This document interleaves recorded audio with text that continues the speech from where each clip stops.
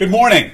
Welcome to Stewardcast 2019. My name is Keith Mundy. I'm Program Director for Stewardship in the ELCA. And this is an annual webcast that we do to share stories about active and proactive stewardship going on in congregations across the United States.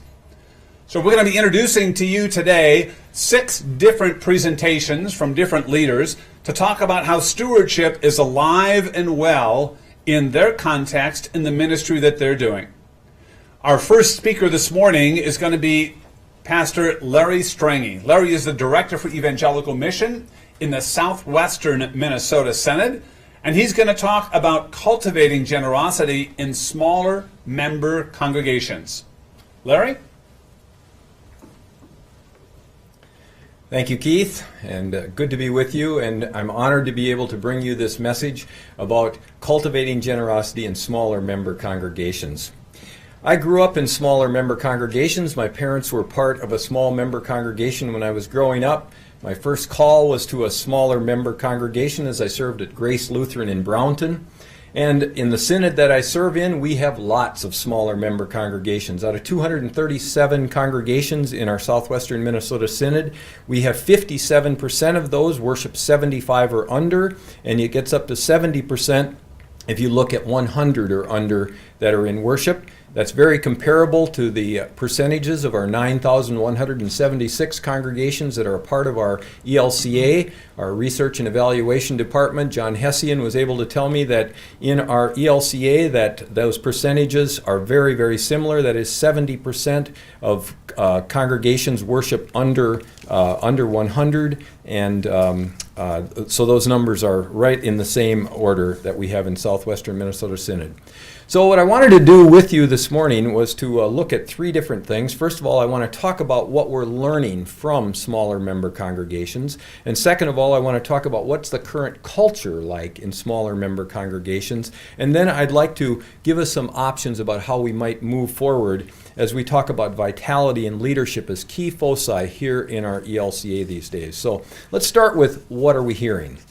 So I surveyed some of my Director for Evangelical Mission colleagues. I thought they would be people that would know something about this since all of us serve in synods that have smaller member congregations. And here's what I heard. First of all, smaller member congregations are a great place to serve.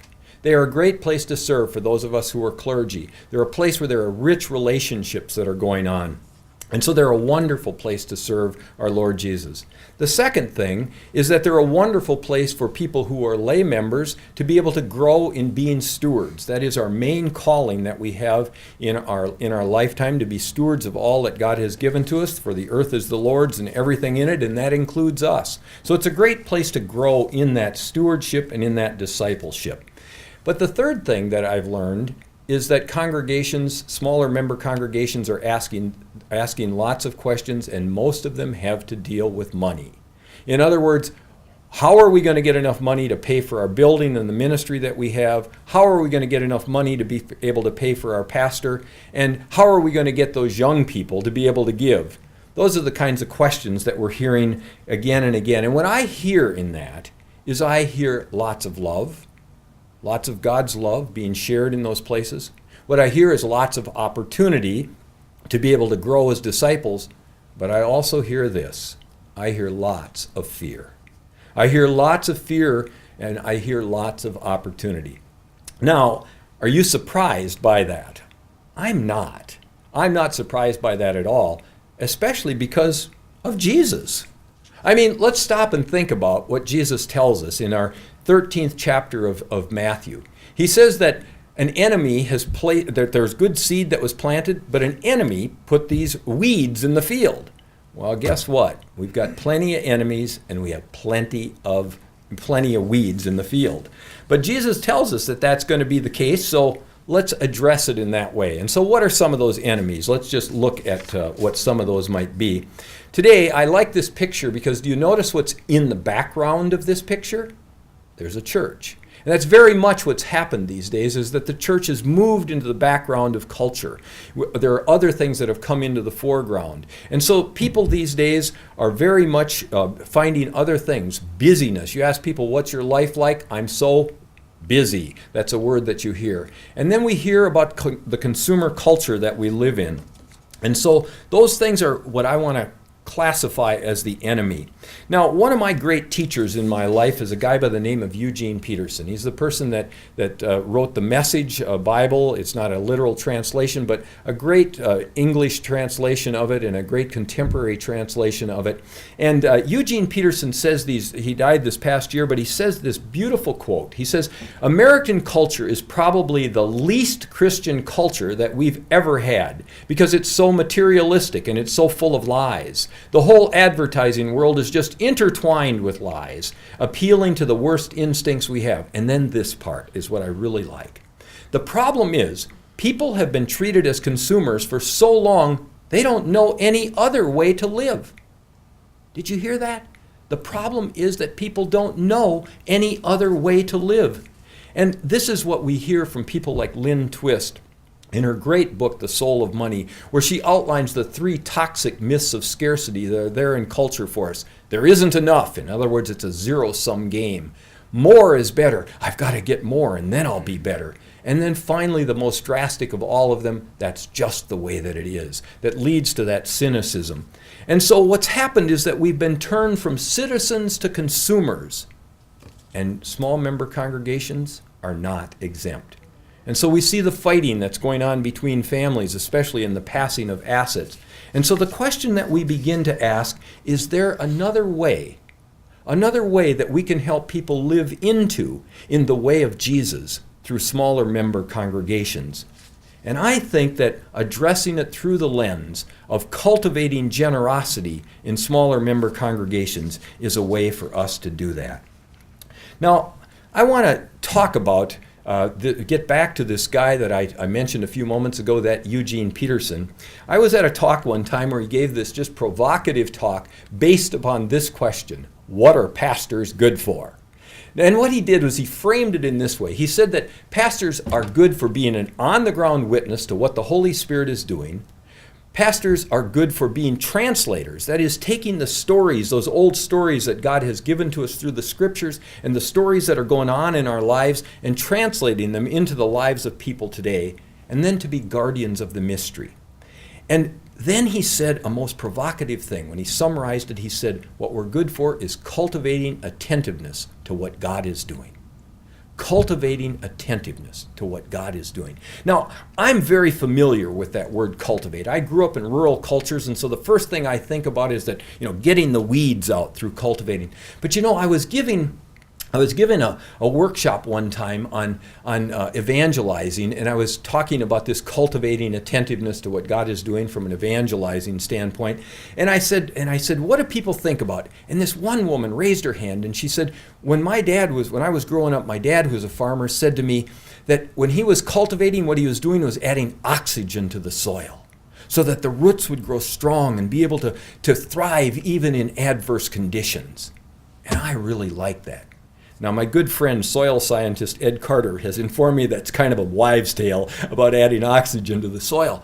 But still, that imagery is so wonderful. That imagery of what is happening when we're doing that we are somehow, that we are furthering, we're encouraging the growth that is going on in that place by cultivating. And who are we cultivating attention to?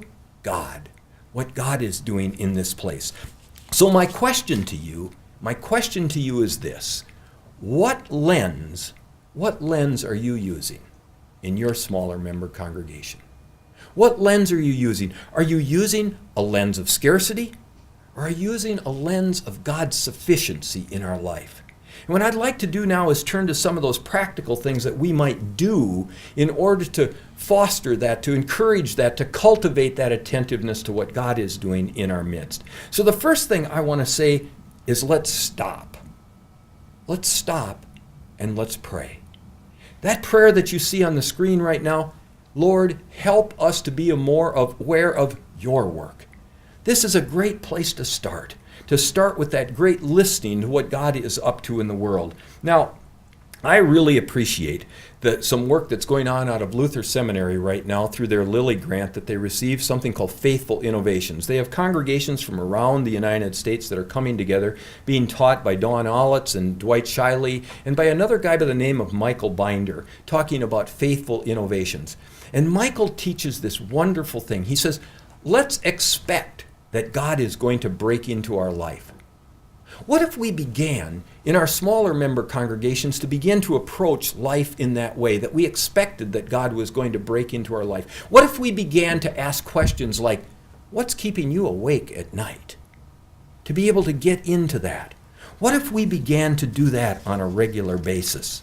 Now, I just love that's cultivating attentiveness to what God is doing. Michael also said something that has been so provocative in my life that I want you, if you can, to say it with me. Generosity is what God wants for us, not from us. Say it with me. Generosity is what God wants for us, not from us. In other words, I think he's getting at what Paul is talking about as he makes that beautiful transition in the 5th chapter of Ephesians when he says, be imitators of God as beloved children and live in love, just as Christ loved us and gave himself up for us. To be imitators of God, of a gracious God, of a God who is generous. And this is what we're calling ourselves into. But why? Why would we want to do that? Well, one of the reasons for me is that I heard Mark Allen Powell, great professor and teacher in our Lutheran tradition, and he teaches on stewardship in many ways, and he was talking at the Stewardship 2012 Rethinking Stewardship Conference. And he did this provocative thing at the end of his talk. He said, he was talking about biblical passages for stewardship. And then he asked this question, do you know who the second happiest people on the planet are? Now, if you were like I am, you began to think right away, who are the first? That's right. And so we were thinking that, and he played it out so beautifully. Who are the second happiest people on the planet? They're people who are grateful. But then he said the happiest people on the planet are people who are generous. Generous people. So wouldn't you want people to be happy, is what he asked? And I think it's a great question to think about. So, wouldn't we want our people to grow in generosity? Well, of course we would. So what are some of the practical things we can do? Well, I've learned some wonderful things from colleagues like Dave Daubert. In his latest book, Invitational Christians, he has an outline of some wonderful things that we need to do as we're going to start this process in our congregations as we pray, as we stop, as we do that. First of all, let's find our purpose. Let's find our mission. Let's find our values, those kinds of things. Let's have a vision. Mark Narum, who's the Bishop of Western North Dakota, has framed it in these 3 wonderful questions. Why, for God's sake, does this congregation exist? Where in Jesus' name are we going? And how, by the power of the Holy Spirit, are we going to get there? So what are some of those actions that we can take? And I want to say that one of the first actions that we can take is a reframing of what is our role as clergy. And what I want to say is that our role as clergy can be one as a spiritual development director or as a coach, learning the art of asking powerful questions about our relationship with money, about our own relationship with money, but also those people that God has called us to serve. Now, why I've been so influenced in this and why I want to emphasize this as a first and important action step is by what I've learned from Henry Nouwen. If you have an opportunity, please read A Spirituality of Fundraising. In this, Henry comes to the place where he says this, that fundraising is ministry. Now, why does he say that? He says that because fundraising, as he says, is the opposite of begging. Rather, we are declaring we have a vision, and that vision is amazing and exciting. And we're inviting people into that vision, into God's vision. Wouldn't we want people to do that? And if you need training in how to do this, well then subscribe yourself to places like the Lake Institute. They have wonderful things like the Executive Certificate in Religious Fundraising and for congregations cultivating generous congregations. They offer a tool that I want to introduce to you right now that your congregation can use as you begin to make this reframing process. Look at this pyramid, the pyramid of giving. Take a look at who are the top 10% of givers in your congregation, who are the next 20%, and who are the other 70%. And then out of that, offer opportunities for conversations about generosity. Now, I'm not talking about the people who may give the largest amounts. It may be people who are giving smaller amounts, but who are sacrificing. But take a look at that so that you can have conversations that might ask a question like this. Who taught you to be generous? Who taught you to do this work that God is doing through you, through your giving? And to find that out with people, to get into those conversations with people. In other words, what if we began to think of ourselves as faith and generosity story shepherds, of gathering those stories and telling those stories in our congregations? What if we began to do that? What if we began to ask questions like this one? Or if we began to do things like this, began to give a framework for the way to receive gifts. I was at a congregation just this past week. They had painted onto the windows that went into their sanctuary this: what would we do if we received $1 million? And then over on the side, they had this tree for ideas, and people were beginning to have ideas. Now listen, there are people out there with those kinds of assets to give. God has blessed them with it. And let's begin to think in this way, to begin to foster, to begin to cultivate that generosity in our own places. As my good friend Jim Shady says, a retired person from the South Dakota Plan Giving, he says nonprofits would give their right arm to have that kind of relationship with people. So we begin to do that in our life, to create that. And we begin then to tell stories, tell impact stories, those impact stories of what God is doing with the money that we're receiving. And that can start right at the offering. I want to teach you a very simple method that you can do that. And it's around these 4 words: inform, motivate, invite, and thank. And it would look something like this when the time of the offering comes, that the clergy person in your setting, or possibly another person, could do this and say, you know, I want to tell you about the ministry that this congregation did this past week. And if you have a video projection like this, you might have a picture of a person that was visited. This is Sally. I went to visit Sally this last week, and I brought her communion. And Sally began to cry because she realized that she was loved by God. She realized that her net worth was not her self-worth, but this love of Jesus was. And so I want to invite you to give generously to the ministry that you're having happen in this congregation and through this congregation, and I want to thank you for what you're giving. Now, what did that take? 30 seconds to say that? But what we're trying to do is to motivate and thank people to see that they're involved in this great vision that God has. And we can do that by thanking people on a regular basis. A friend of mine has a practice of writing 1 thank you note every day during Lent. It's a great way to get into that habit. Well, you can turn to other resources like our ELCA Foundation people who will help you and teach you about things like minimum required distributions and ways to give through an estate and those kinds of things that you see listed here. Or you can learn from our Macedonia project that we did in our ELCA, some of these programs like PIE, Prosper, Invest, Endow, a Recipe for Generosity, and other things that you're going to hear about today about Generosity 365. Yes, in fact, there are weeds in the field, and an enemy has done this. But there's also something else, someone else, and his name is Jesus. In Christ, we have received a great inheritance. And so I want to commend you, smaller member congregations and people who live in them and people who serve them, that God can bless you with everything you need, and you'll always have more than enough to do all kinds of good things for others. Thanks for listening.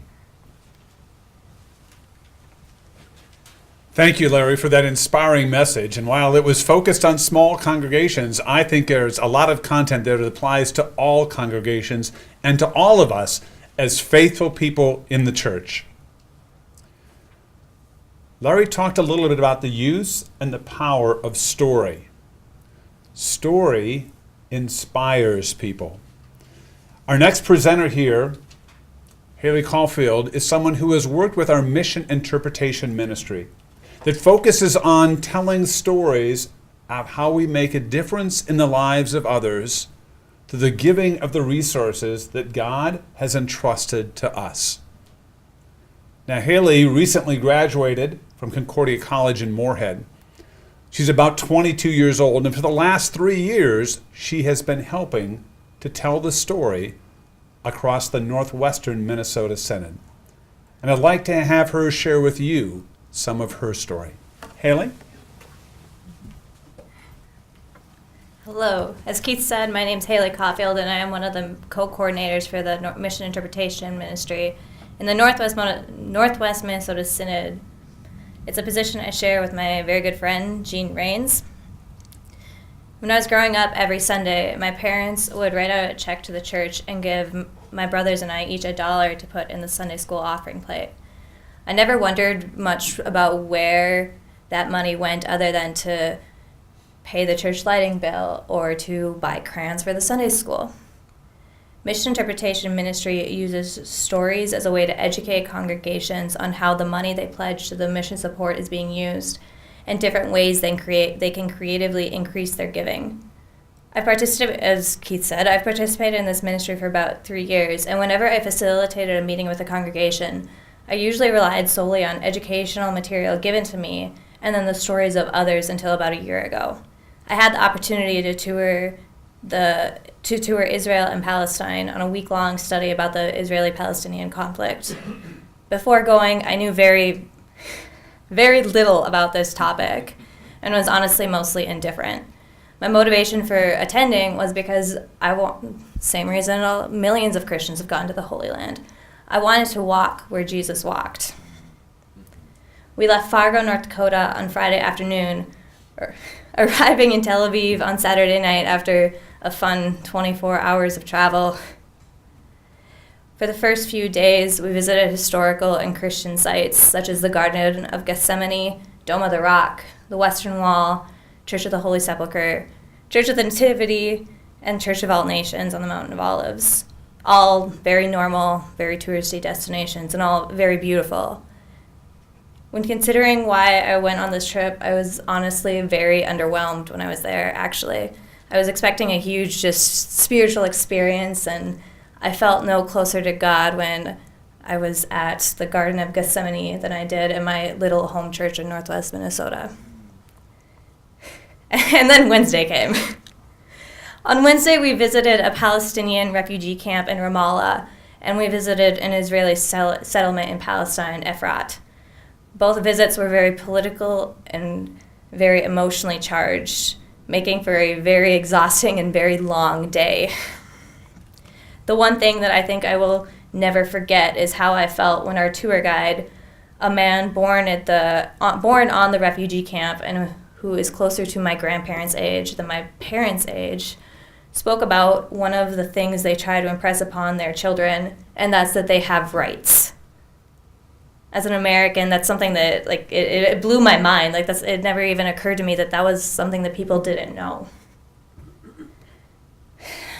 After visiting the settlement and the refugee camp, I honestly felt utterly hopeless and like my faith was gone.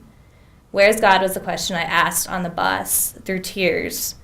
There was so much suffering and so much injustice, and it just seems stupid. And I'm really embarrassed to admit that, or to admit this after seeing all the things that other people in the world are going through. But I thought that, this makes all of my problems look very small and very petty. And that's all the proof I needed that they didn't matter. If a loving God was nowhere to be found in a political standoff that's lasted generations, in a conflict that's lasted centuries, then there's no way that anyone is worried about me. And then on Thursday, I got my answer to the question of where is God? We toured a Lutheran-affiliated Palestinian school in Ramallah, the Lutheran School of Hope. When we got there, it's a K-12 school. Then when we got there, the children were so excited to see our group, as we were actually the closest to their age that had ever visited. The kindergartners sang to us in both Arabic and English, and the high school, we actually played soccer with the high schoolers on their lunch break. And everyone in between greeted us, and we were so excited to see us. The administration stressed how they expect the very best from their students, as they are the future. And the students seemed more than ready and very capable of meeting that challenge. After this visit, we spoke with the pastor from the church associated with the school, and I told him about the frustration I experienced with the injustices that we saw. And he told us that, he was really happy we were frustrated, instead of just simply sad and feeling hopeless. He said frustration is more likely to inspire action, because if you're frustrated, you still see hope. After these meetings, I found that the faith that I had lost the night before had been found again. God's work against the injustice and the intolerance was being done by the teachers and the students and the parishioners and the pastors and so many that we didn't have the chance to meet. He was there with them and working through them to create the change, just as he works through every single one of us to inspire change in our own communities worldwide. The Lutheran Church of Hope in Ramallah is a member of the Evangelical Lutheran Church of Jerusalem in the Holy Land, a partner synod of the ELCAs, making the Lutheran School of Hope part of the mission support giving. As individuals, most of us are unable to inspire large-scale change for whatever reason, whether we're too busy, too timid, too tired, whatever. When we work to be church together, we are all God's hands and we are all God's feet in the world. This experience really drove home to me why the mission interpretation ministry is so necessary and why it works. Education leads to action, and whenever I've explained to the congregations that I visited in very rural, Northwest Minnesota Synod, the good that's being done in the world, the only question they have for me is always, well, what can we do now? What more can we do? It's funny because everywhere we visited in Palestine, the people told us how happy they were that we had taken the time to come and see. Our presence gave them faith that the world cared and the world was watching, but their resiliency, their perseverance, and their unfailing faith in the face of an utterly hopeless situation made me realize once again how important educating our congregations about the good that their giving does in the world really is. Thank you.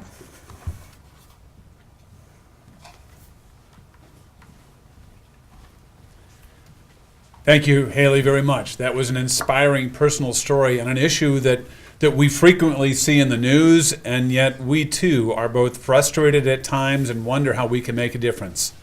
But we are making a difference through our mission support. Our next topic this morning is going to look a little bit differently, take a little different tack, and we're going to talk about the use of technology in faith formation of disciples and stewards and leaders. And for that, we have Pastor John Wolf, who is from Holy Cross Lutheran Church in Overland Park, Kansas. John? Thank you, Keith, and good morning, everybody. So first, I want to start with a premise, and this goes back to our denominational heritage from Martin Luther, and that is technology is our legacy. Technology is something that is a part of our church and how our church has spread and the way in which we share the message that Christ has given to us. And so keep that in mind as we go through some of this stuff, because some of the stuff might be talking about might trigger some of the worries and the anxieties that you have as a church or as a staff or as a synod or any of those kinds of things. So to start, I want you to do me a favor and think for a minute about these questions. How many hours a day or a week do you think you spend in front of a screen? Computer, mobile phone, TV, something in the background, even if it's just you have HGTV in the background as you're going through folding laundry, which happens a lot in our house. Think about that. Add those up. Or how many emails do you send and receive a week? And what does your inbox look like, honestly? The average statistic for this first one, according to Apple, which is one of the reasons they instituted their screen time setting, is that the average adult in the U.S. spends 11 hours a day in front of a screen. And then the emails. We receive, on average, just for our business email, 600 emails a week. We send about 200 emails a week. And that's just, you could be sending it out to 80 people. That's just one email that you're sending out. So if that sounds familiar, or if you go through and you total it up and that's where you are, the chances are your inbox might look like this. And you may have a junk folder that things get sent to as well, but statistics show that about 49.7%, so half of all email we get, is considered spam. Something that you don't need to respond back to, something you don't need to spend a whole lot of time putting a lot of mental effort into. And so from a technological standpoint, this is the go-to for many congregations and for many synods. Email out an announcement. Email out all the activities that are going on. Email out the sign-up genius. Email out a worship scheduler. All those kinds of things are landing in our email inboxes. Now, the struggle is, why is it that we always expect people to come to us with this. We send them a communication, an announcement, and tell them to either come to this or sign up for this, bring this to the potluck, when Christ, in Christ's own ministry, often goes to and finds people where they are, especially the sick. I mean, Keith, you talked about, Larry, the idea of sharing within the worship context a story of going out and doing home communion. That's exactly the kind of thing. It's hard to mass email that out. And so think about more statistics for us. Your average worship attendance, and we could probably go to the research and statistics and find out that between 30 and 35% of our worship attendance is compared to our total membership. Okay, so think about that. A good percentage is around 33%. Then, if you use constant contact, what's your click to open rate? Now, business marketing says between 13 and 18% is the open rate. So you're hitting 1 in 5 if you're lucky.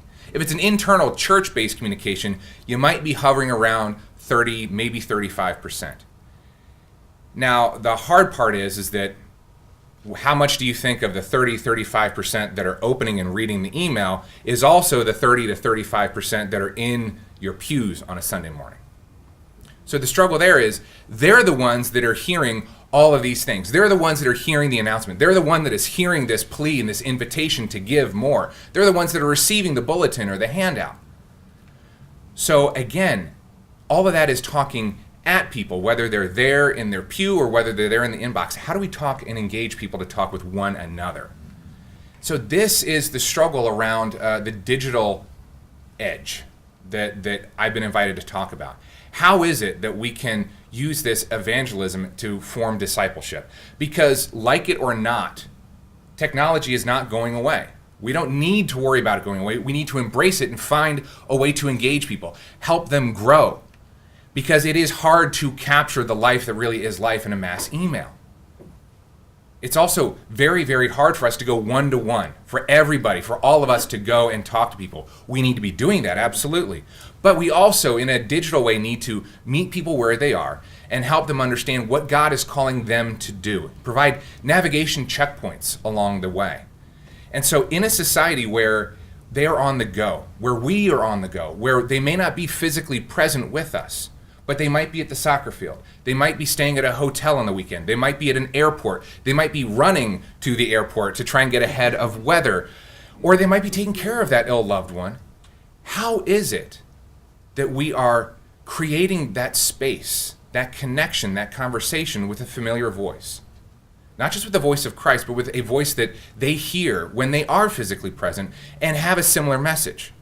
So that is the question with the digital angle, is how is it that we can have the voice of God represented and found in all of those channels?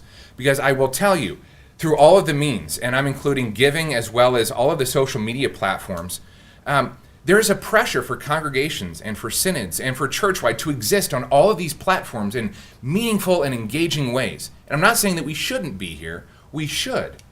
But think back. These are mass social media platforms. Okay? They can be great and wonderful tools to, again, help others see what's going on.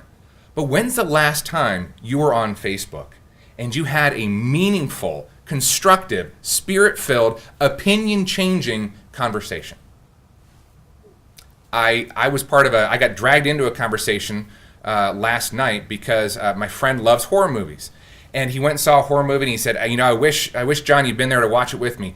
And there were 5 or 6 really constructive comments, and then some person said, worst movie ever, and whomp, just killed the conversation. Isn't that so often the way that social media works? Because this is the truth. Polarizing statements on mass social media platforms are the ones that get the most traffic. That's not only the way that we react and how we get siloed, it's also the way the algorithms work. They've told us that. And so if we exist there, is that all the message we have to share? Is it something polarizing? Where's the invitation? Where's the connection? Where's the relationship? So that was our experiment. Our experiment was, rather than trying to divide up our staff and have everybody, so we had a great Instagram account, we had a wonderful podcast going out, Facebook was inviting with all the photos and the videos. How can we find a way to do that internally? If we did that, would it isolate us? Or would it help us connect with one another? Can we have meaningful conversations? Because it's not a mass social media platform, but it's an internal social platform. And so if we were to do this, we needed to be all in and realize this was our paradigm shift. This was the digital reality. And the hardship is that while we may have a number of people on staff, we don't have a tech person to do that. And these were the myths, and these are probably the myths that you have too if you've ever explored this kind of thing. That social media can replace the face-to-face interactions and the relationships, and that no one will use them, even though everybody is using them, that no one will use them, especially the older folks in the congregation. They're going to struggle because the apps are hard to use, they won't know how to do it, it'll be on their computer, is it or their phone, where is it? Or, just like email, it will be more spam, more stuff that I won't check. So what we did was, fortunately with partnership with the ELCA and with ACS Technologies, we were invited into this platform called Realm, which is web-based, but then there's also an app called Realm Connect. Now, the easiest way we've described it is Facebook for church. So the positive about that is it's very easy, it's very familiar. You might have Facebook pulled up one of the tabs open on your computer right now. But it exists internally. So I only get the communications and the news and the posts from those groups I'm a part of.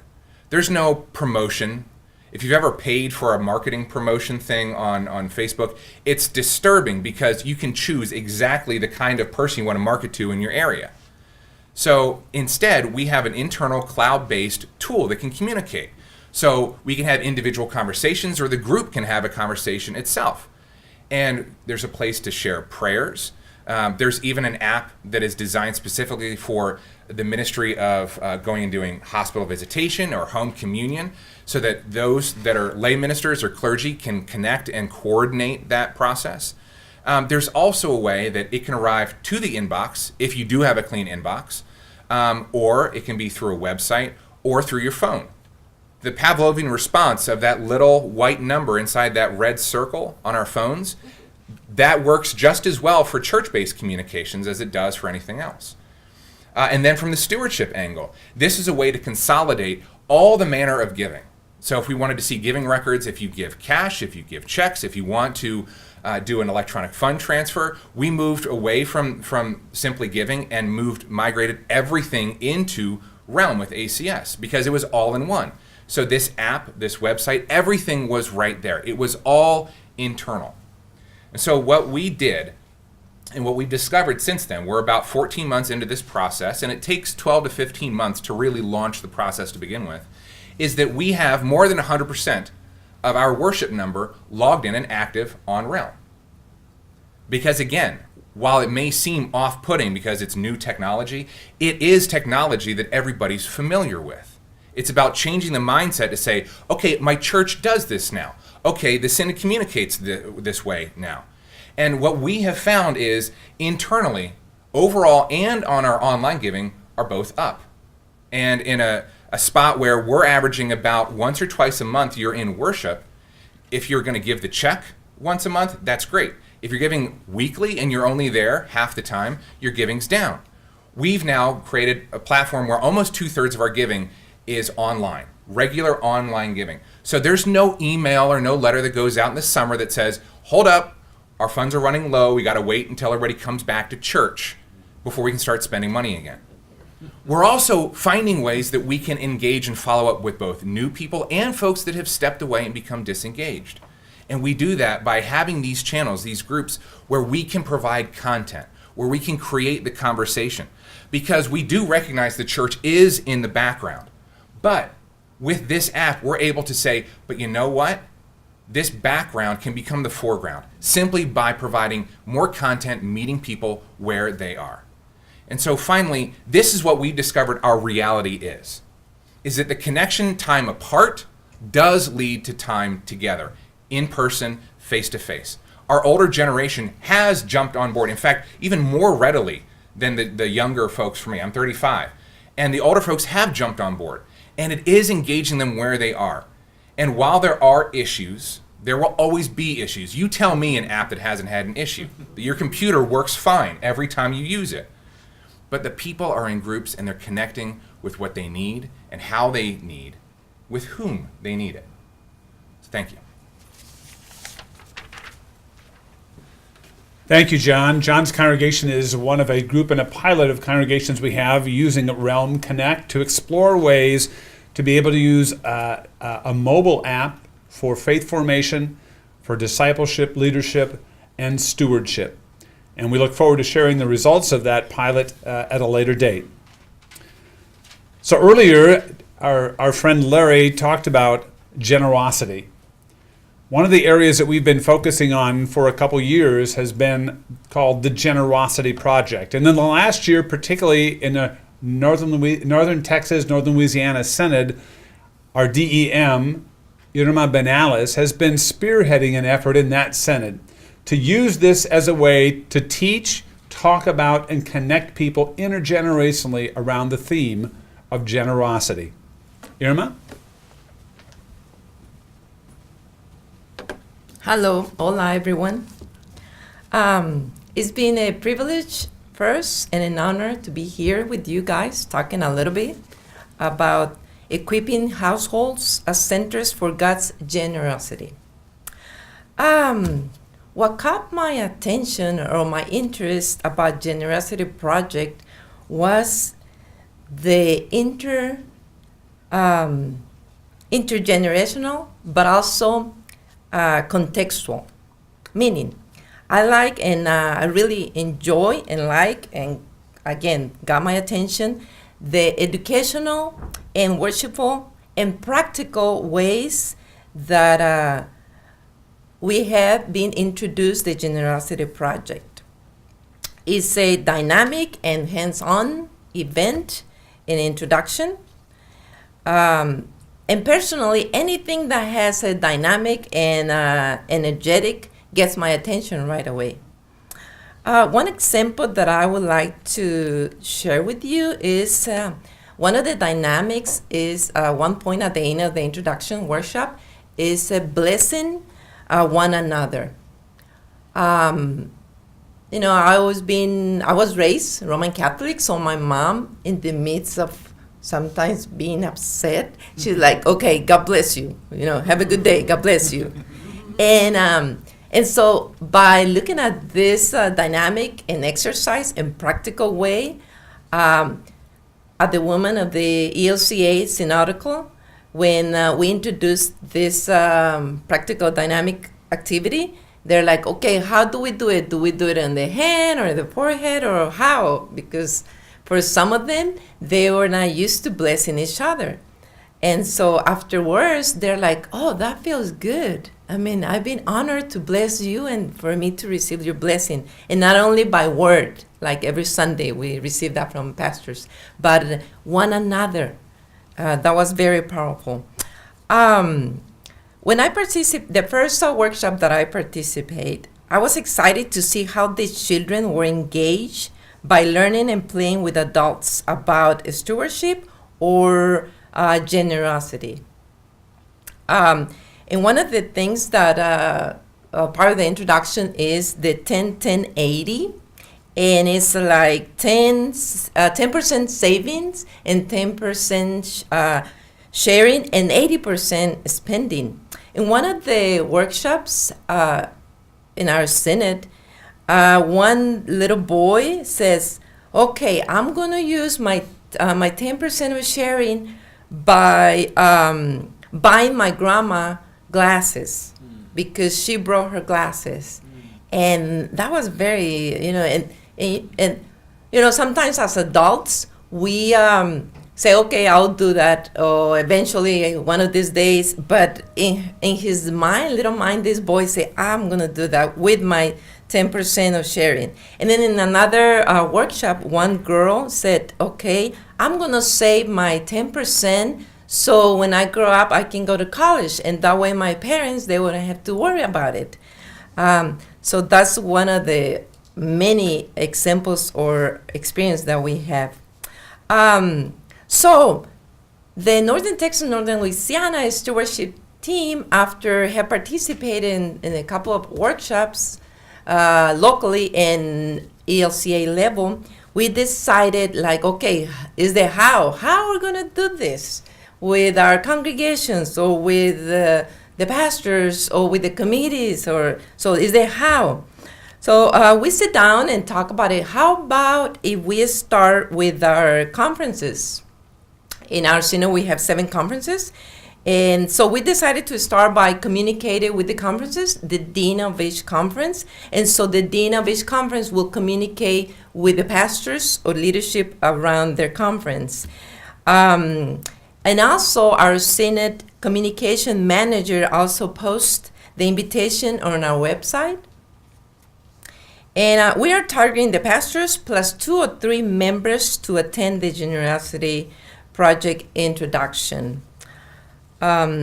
See, in my experience, the invitation flyer, the invitation that we send, and the flyers and brochures that we send to participants, it shows that it's a hands-on workshop and not a lecture. So it's a promise from God first and from us that it's not going to be boring, and they're not going to be just listening and looking at their phones and the media that Pastor John was saying. So they're going to be there 100%. They know ahead of time. It's going to be an intergenerational, and families come. This format is especially meaningful for Latinos and millennials with children. They are easily willing participants. For example, when we read the feeding of the 5,000, reading the scripture, and we ask the people, the participants, to do so, to read. And then the kids or an adult or an elderly, they pass on, they share the bread and fish. And after we finish with that dynamic, we ask questions. And a lot of people say, oh, I never thought that way. I never, their mind opened. Even though it's spiritual, they already know that Jesus makes miracles, but by acting out, it makes more sense to them or to us. The word of mouth has been very good. On the last 5 months, we had 3 events. The other conferences in our synod and other individual groups are lining up to schedule theirs, including the Northern Texas, Northern Louisiana Synodical Women of the organization on their own conferences. As far as the outcomes, the enthusiasm, the dynamics, the playing among babies, children, youth, and elderly, I think it has been coming powerful among our synods, and not only in our synods. The other day, this DEM from, up west, he contacted me and he's like, how are you doing that? And so there's different ways that we have started. First of all, God's calling us to do so. It's not like a question, you want to be generous today or not? Equipping households as centers for God's generosity. That's a call for every baptized member. We also participated in the Latino leaders being trained, and also our NTNL stewardship team, we were trained to introduce the workshop in a different levels, like I mentioned earlier. So participants from the NTNL Synod, like I say, we have had the first Spanish pilot, we had it in Chicago, which is here, I'm here in Chicago. And so we're like, let's see how this program or new way of doing generosity will work with the Latinos. Even though we don't have the materials yet in Spanish, we have many leaders that are bilingual. We just need to put it into our own context and necessity. Including babies, like in this picture, the young guy, mature young guy, he's almost 100 years, and the youngest was a couple of months. Mm-hmm. So it's very enthusiastic to see how elderly people and young babies can integrate and do things together. Even though the baby doesn't talk, but she can feel the smiling and the outcome, the voices of the elderly. So that's a great experience in adventure. I honestly believe that the household focus, the dynamics of the presentations, and the inclusivity of the participants empower leadership to emerge. I will say that the next steps in our synod, in my synod, first of all, I want to say, and he didn't ask me to say this, but we have been blessed by having an adaptive and innovator bishop, Bishop Eric Grumber, for the most part, support any idea, program, or events that we would like to try or implement. He's an open person. He's not micromanaging. He's like, okay, Irma, you do it. And pretty much he said, you do it and God bless you, because I don't know how that will come. And also, we are being invited to do 3 workshops during our Synod Assembly. How about that? And then next month in April. We have scheduled 3 events from the conference up to the end of the year. And also, we are committed to be part of the candidacy retreat, including the seminarians and the candidacy committee as well, in the first call theological gathering. So this is, you can tell, this is very exciting and hands-on, not just promises, to do the Generosity Project and beyond. So the NTNL stewardship team will be communicating with those congregations who have participated by asking how they've been using the resources, or what else can we do to help them, not for them, but to be together, to do mission together. It is our hope for congregations and leaders to use their resources with their church council, with BBS, small groups, and committees. Even during worship services, there is congregations that they have used pieces of this material. And also as individuals, I know most of the time we say pastors and congregations, but there is seminarians that they don't have a church yet, but they have opportunities to introduce this to their small groups and seminaries. Overall, to use the material according to the context. And again, we are working on the Spanish material. First, let's pray to God that it will be in the next year or so. But at the same time, there is no time to be waiting for translation. So we're doing our best to use the English material and then put it into context. Again, we are called to equip households as centers for God's generosity. So I invite you to visit the Facebook or contact the Generosity Project Coordinator, Linda Stutz, and download the PDFs. We have the 6 sessions on the Facebook that you're welcome to download and start thinking and praying about it, and maybe not thinking so much, but just try it on and see what happens.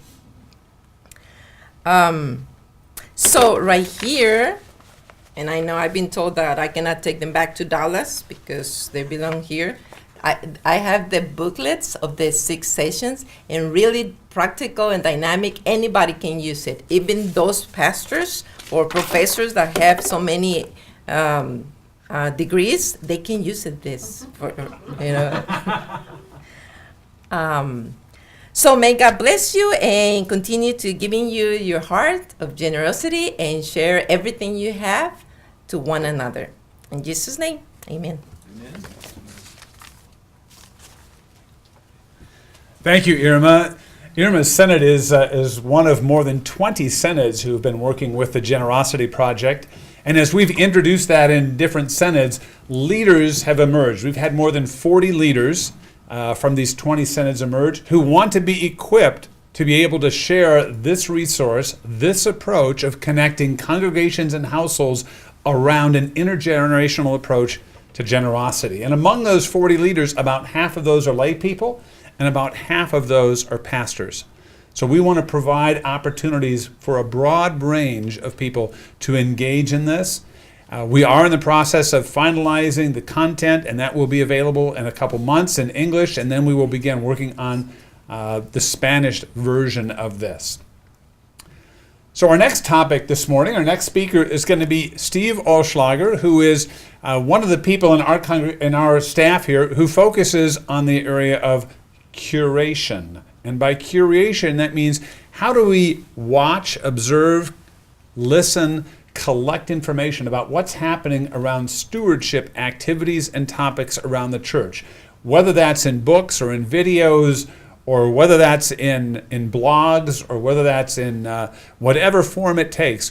What are the conversations that are going on, and what themes seem to emerge through that? And one of the projects that he's working on is related to the Lilly grant that the ELCA has, and he's going to be sharing with us how that project called Resourceful Servants is beginning to open some doors in congregations. Steve?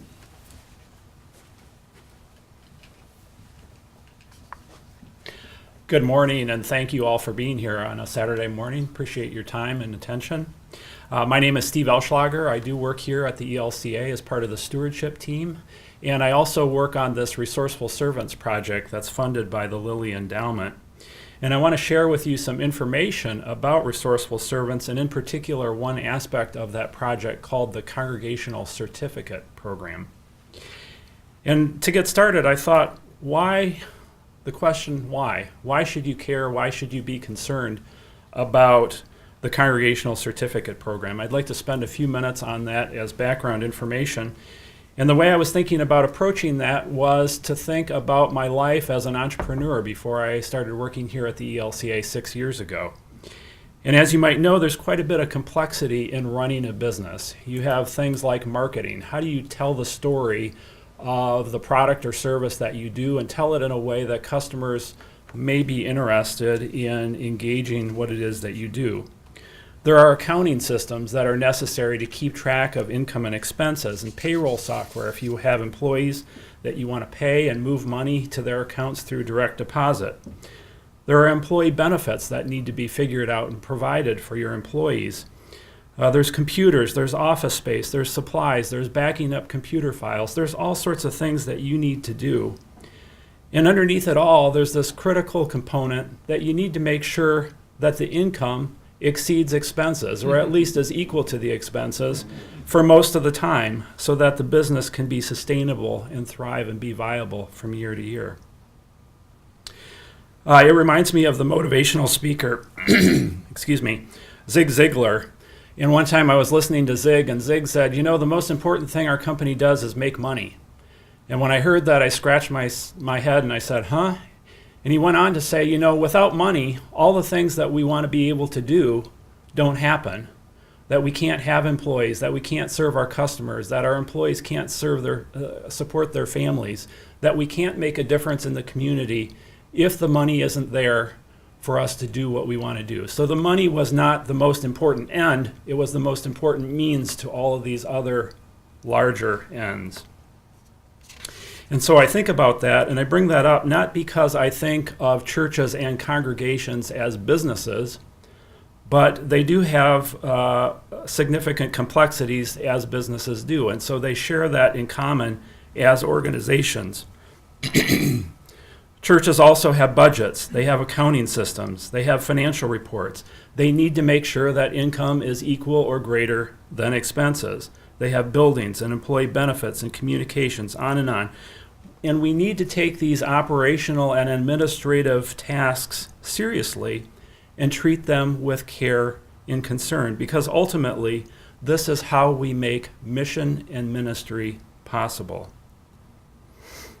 To illustrate this further, think of churches as being called to feed people who are spiritually hungry and physically hungry. And I like to think of the metaphor of the difference between what we could focus on if we're interested in feeding people. You know, we could focus on nutritional science and get into calories and fat and vitamins and minerals. That would be one thing we could focus on. We could focus on cooking, you know, making meals that taste good and are visually appealing. That's kind of different than nutrition. Or we could focus on the idea of what does it take to run a restaurant and all of the operational aspects that go into that. And just because we focus on one doesn't mean that we're focused on the other. They're all different aspects. But ultimately, we need to be thoughtful about all of these things if we want to be feeding people. And some successful restaurateurs will tell you that while good food is important, ultimately what makes a restaurant successful is all of the other things that go on in the background to keep that restaurant going. So ultimately, if we want to keep feeding people and cooking for them and providing them with the nutrition that they need in life, we need to keep the restaurants going. And sometimes in the church we do some funny things where we say, you know, this over here, this is important, this is sacred, and that other stuff, yeah, not so much. But all of it is really important. And the reality is that we have a lot of restaurants in our church that are struggling today. A number of years ago, Barna and Thrivent did a study about church startups and money, the intersection of those two topics. And just a few statistics from the report that they put out, just to give you an indication of how this sort of stuff works. In their report, they found that 3/4 of church planners, that's 3/4, say finances are one of the top 2 or 3 things that they're concerned about. 3/4. The typical church planner spends 21% of his or her time thinking about finances and how that's going to work for their congregation. More than 1/3 says their church startup income is inadequate. That's more than 1/3. Half report it's just sufficient. This is interesting. 1/3 of these church planners have considered quitting their ministry because of the finances of their congregation. And 1/3 reports considerable friction in their marriage due to the finances of their congregation. So these things are really important, and they get at all of these operational aspects of how we do church. Maybe these statistics are a little too dire for the congregation that you're part of. Maybe they're not applicable, maybe they are. But again, think about that connection between mission and ministry and money. And when you do that, then you're prepared to ponder this Resourceful Servants Grant and the Congregational Certificate Program and what that's about. It's really about helping congregations to grow into these healthy financial management practices and skills for the sake of mission and ministry. It's about having that intentionality so that we can keep our restaurants open and thriving. Beyond the idea of current leadership and what those leaders are doing is also the idea of how we prepare future leaders when those current leaders transition and we have a new generation of people come in. How do we help them to understand what's involved to keep things going behind the scenes and to be able to get up to speed as quickly as possible? And so this is what the Lilly Endowment is funding through this particular portion of the Resourceful Servants work that we're doing, that we might make a difference for our congregations in this way. So at the core of what we've done is we've identified 20 or so best practices, operational best practices that we think every congregation should be aware of, not just as head knowledge, but doing as behaviors. A lot of these things are really obvious sorts of things, and we group them under 5 different categories, and those categories are accounting, finance, human relations, risk management, and stewardship. That should be human resources. And in order to get the congregations going around this, we built a website, and I'm going to show that to you shortly here. And as part of the website, we have these best practices. We have a little bit of text introducing them. We have about 3 to 5 resources that we've identified where people can do a deeper dive. In some cases, we have a little bit of a video to introduce those, and we're hoping to produce more of those. There's also a way that your congregation can track where you're at. And as you think about certificates and you compare those to experiences that you might have had with certificates in other places, it's not about Bob or Susan having the head knowledge of what these practices are about. It's about Holy Trinity Lutheran Church engaging in these practices. It's not about Holy Trinity engaging in these practices once and then being done. It's about Holy Trinity engaging in these practices repeatedly, over and over, because this is what it takes to keep our congregations healthy. So I want to switch to the website and show you that real quickly, just a few things. You can get to the website through the URL resourcefulservants.org, resourcefulservants.org. And this here is the website. And to get to the congregational certificate portion, you go to the menu, Congregations, and you'll see the 5 different categories of information that we've organized. And I'm just going to go through this very quickly. So if I go to accounting, for instance, and start to scroll down, you'll see the best practices that we've identified. Okay, here's a pretty obvious one. Build and use a budget, right? Okay, we have a little bit of text there introducing it.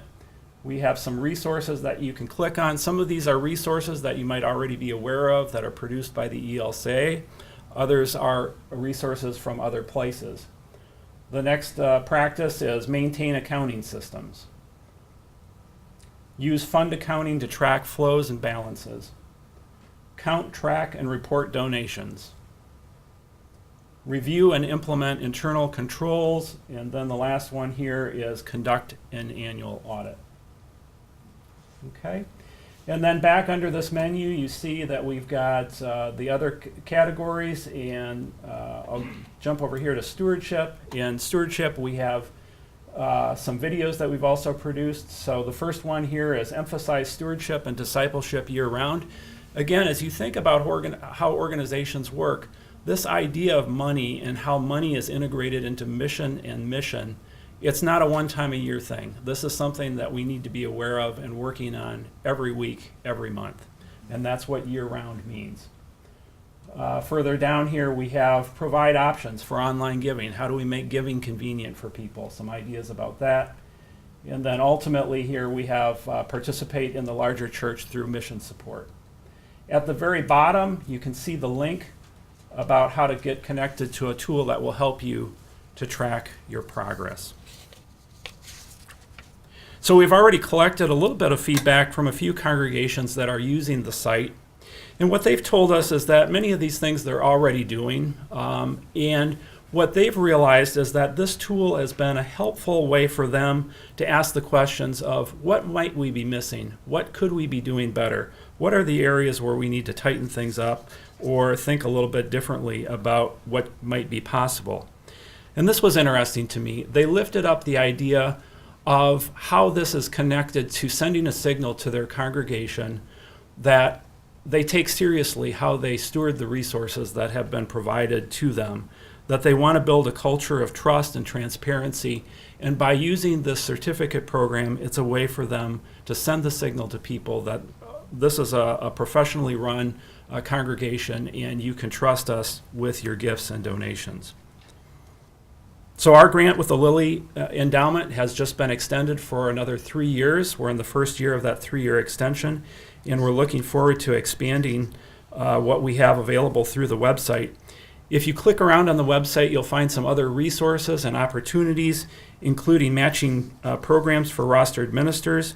These programs are going to be expanded at the end of the summer and into the fall, so if you're interested in that, come back to the website and check that out. I hope that you'll take a look at the website. Again, that's resourcefulservants.org.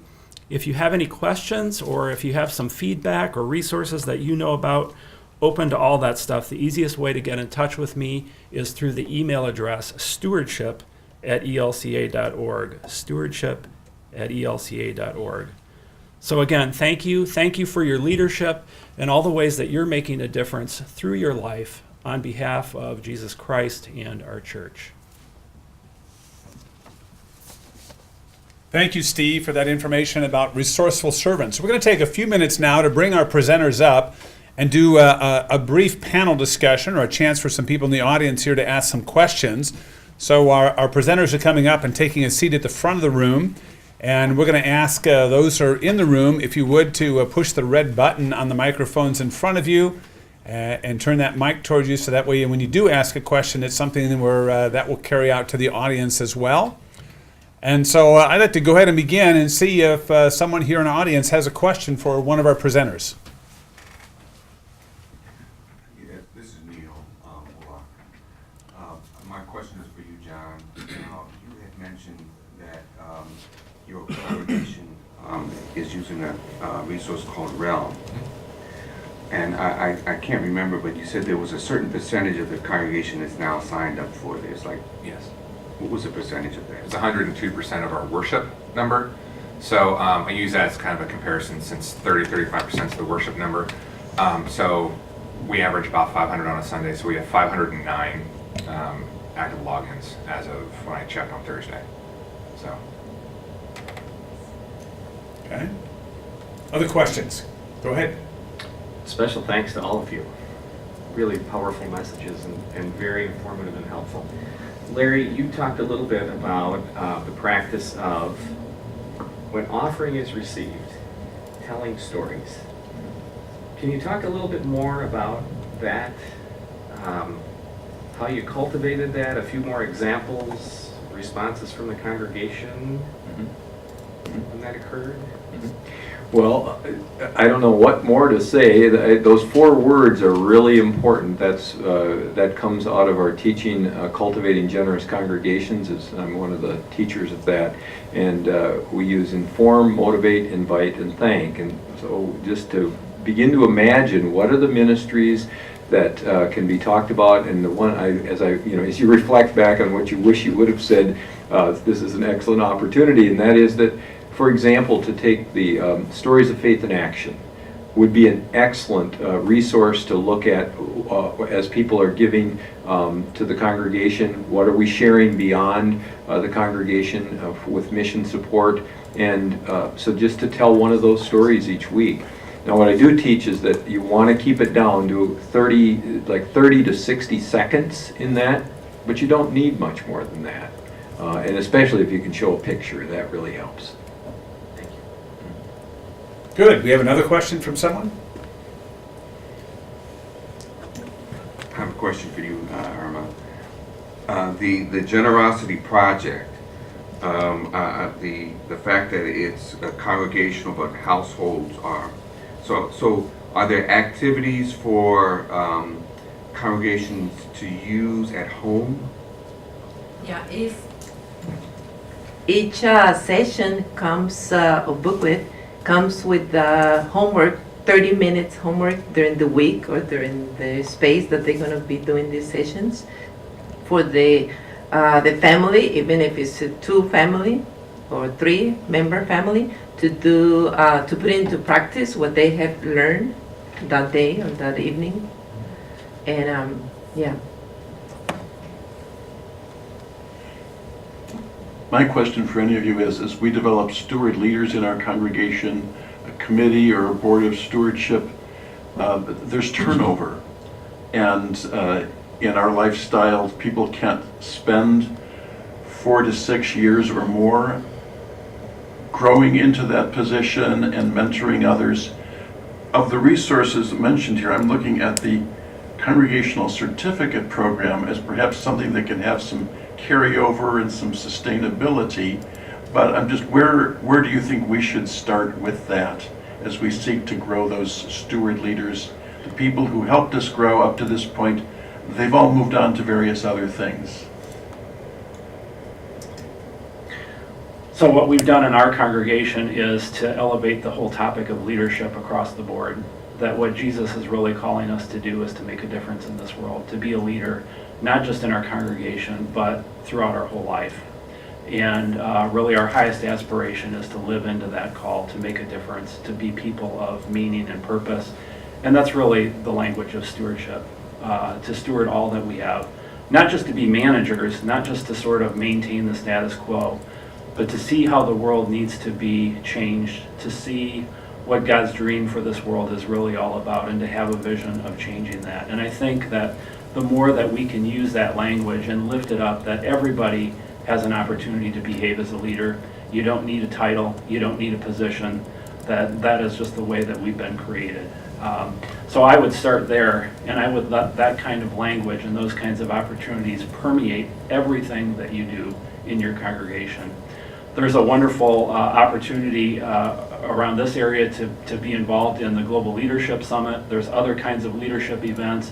They're wonderful events. They're inspiring. They equip people. They inspire people to see themselves as people that can make a difference.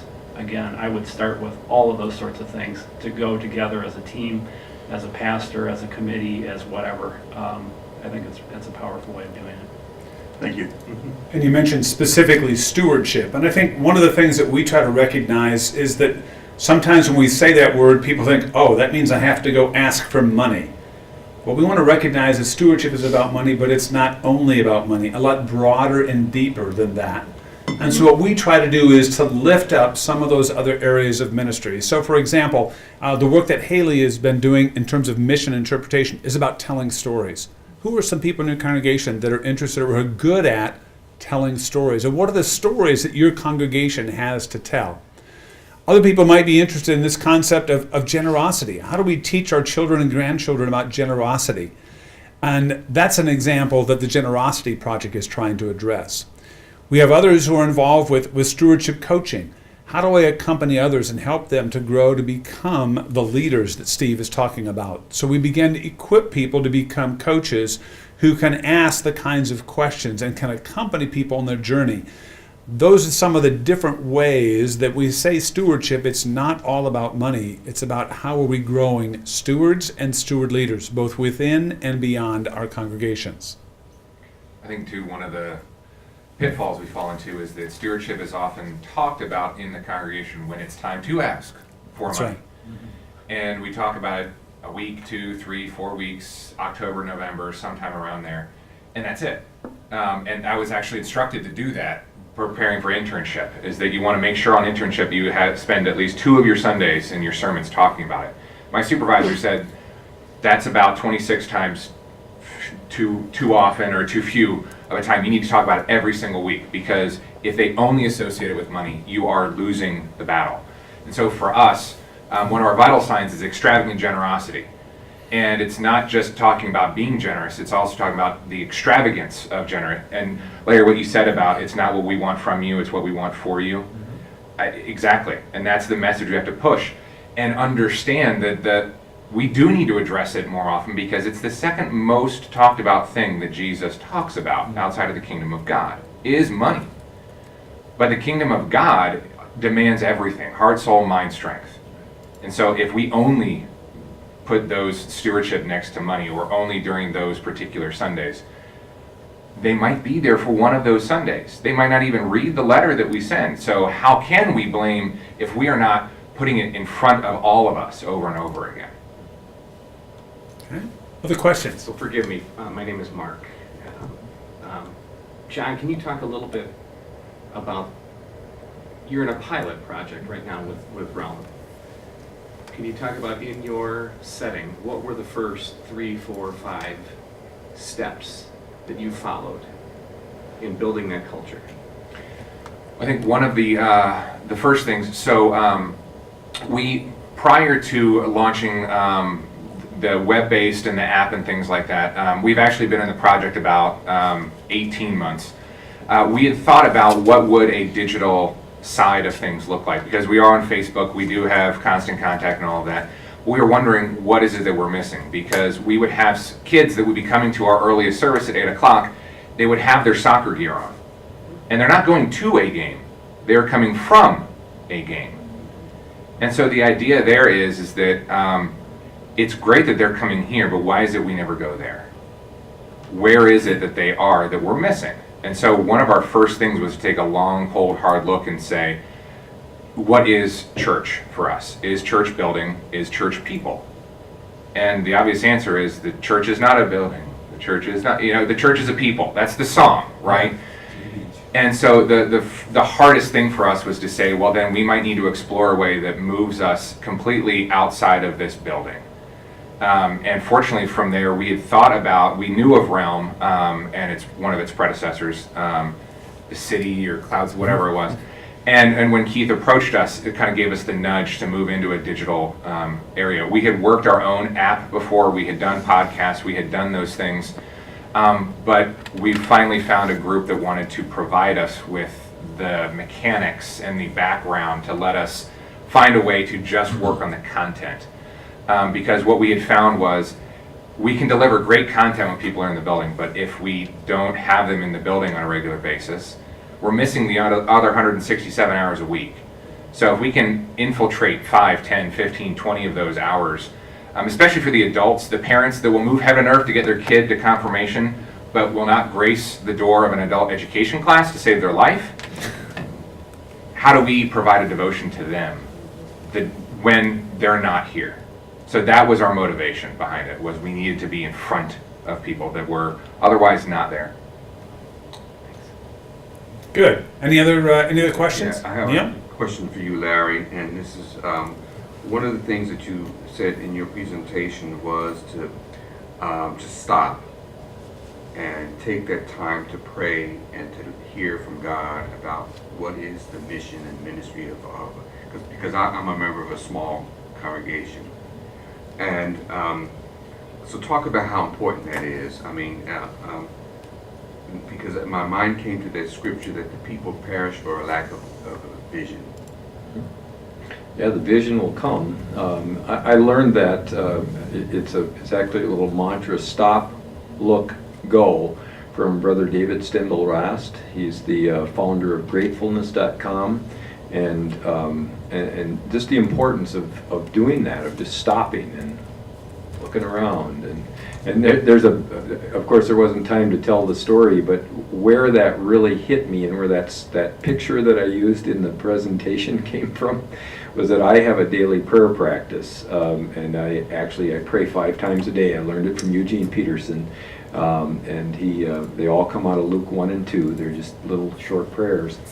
But my favorite prayer is what I call the dawn prayer, and it's the Benedictus that Zechariah is praying when he's holding his 8-day-old son John in his arms.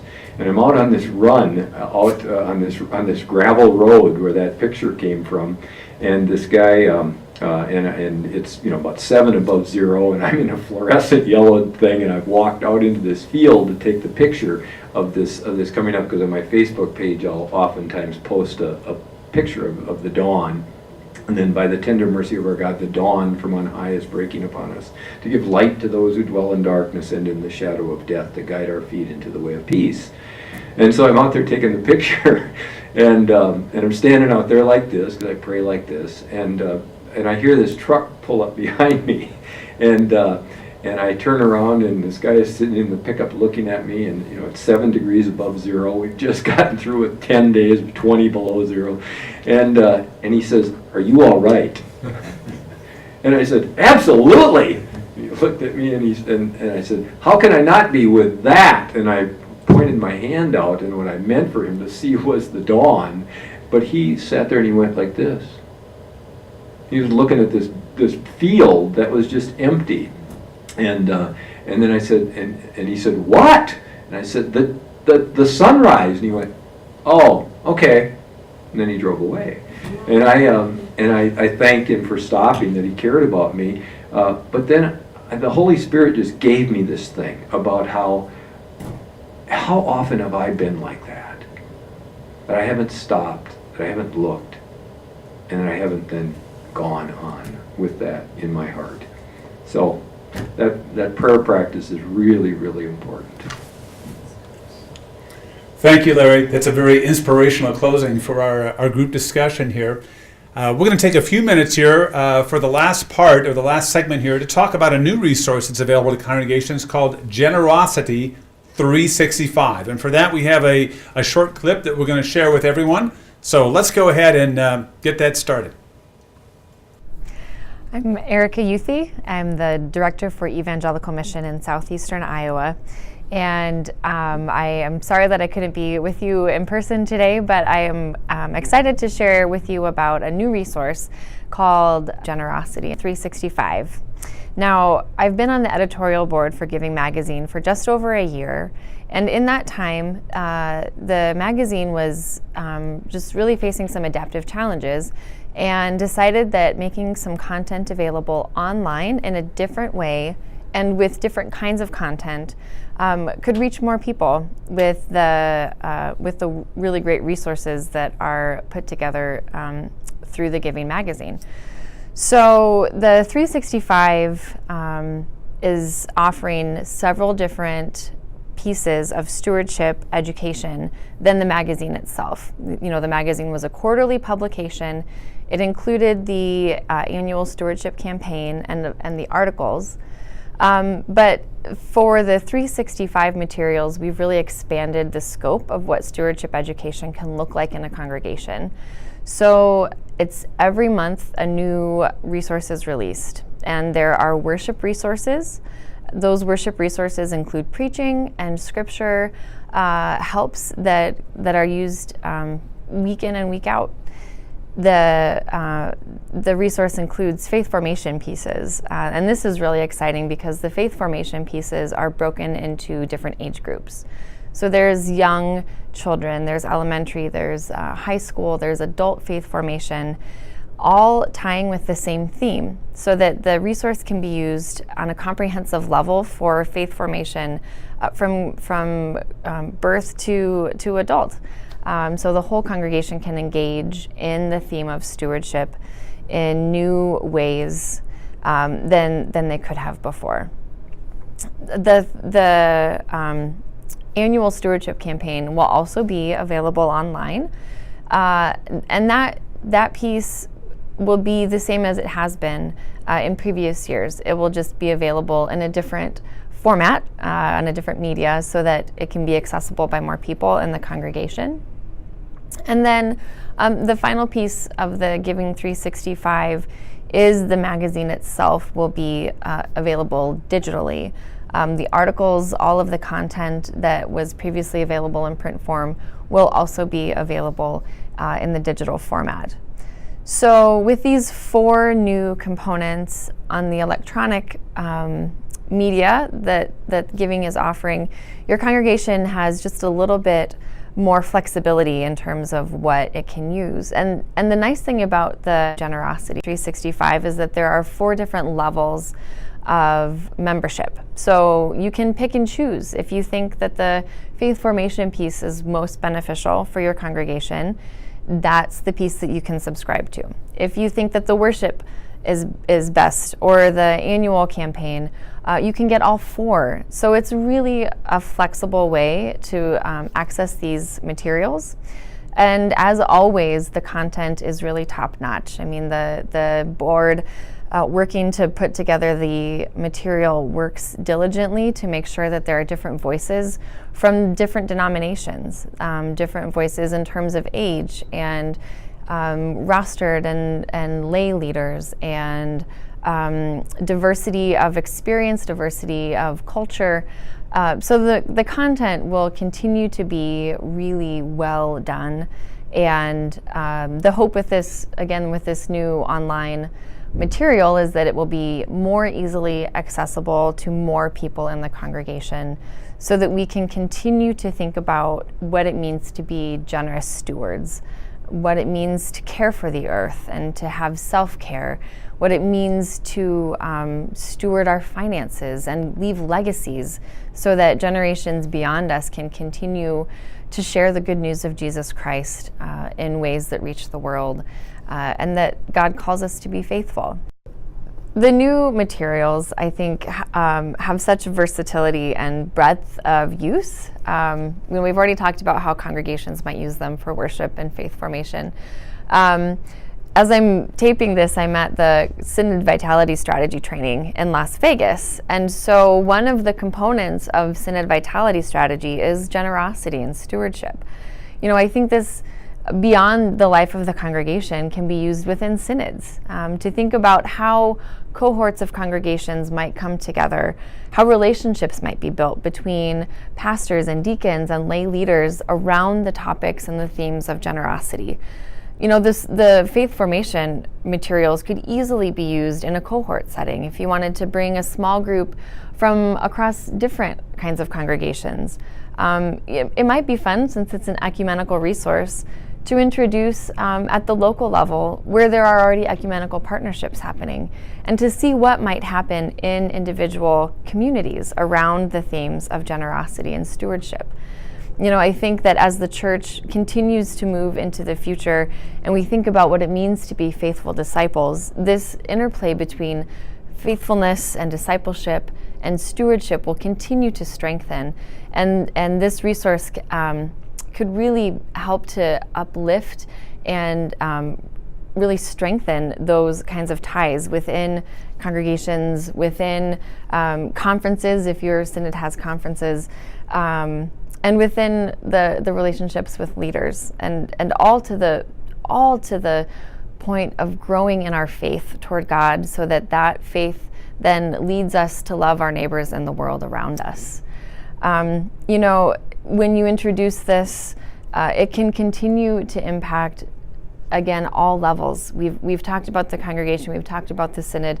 There are ways that you could make this available to the individual families in your congregation, that there could be some more faith at home, stewardship at home kinds of exercises that are done as we continue to build faith in our children and in our in our parents and in our grandparents, and to think about what it means to do this work intergenerationally, as the early church really was engaged in these kinds of practices together.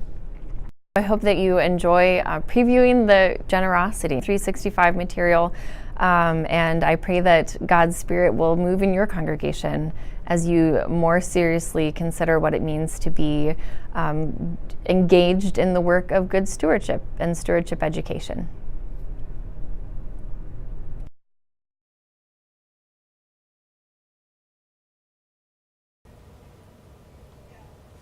So in the Southeastern Synod, Erica is taking these Generosity 365 resources and connecting that with the Generosity Project that Irma talked about. She sees this as a way to both do some basic stewardship education among leaders, as well as to bring this into households. Within this, she talked about the magazine, Giving Magazine. Some of you might recognize this. It's been published for 20 years, and is a resource for congregations.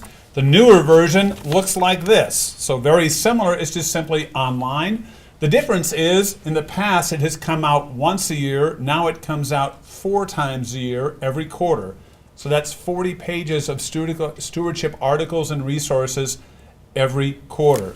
In addition to that are the theme materials that you referenced, which are, the theme this year is devoted to generosity. And so this is a book. This book is about 240 pages long of resources that can help a congregation throughout the year to be able to do stewardship. These 2 resources are available, as well as she referenced the digital resources. And by digital, that means these are online. It would include past issues of the magazine and other resources from the Ecumenical Stewardship Center.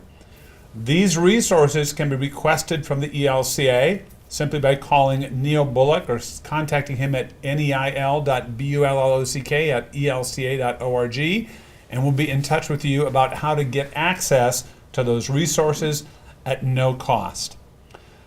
So this is our Stewardcast for today. We want to thank you all for joining us. We will be making this available online, both on the ELC website in its entirety, but we will also be making each individual segment available. So if there's a particular segment that you would like to use, or a portion of a segment in some other activity in your congregation or beyond, those will be available within about the next week, and you can simply go to the ELCA Stewardship website to receive those. Thank you very much, and I hope God may continue to bless you in your ministry as you grow generous stewards. Amen.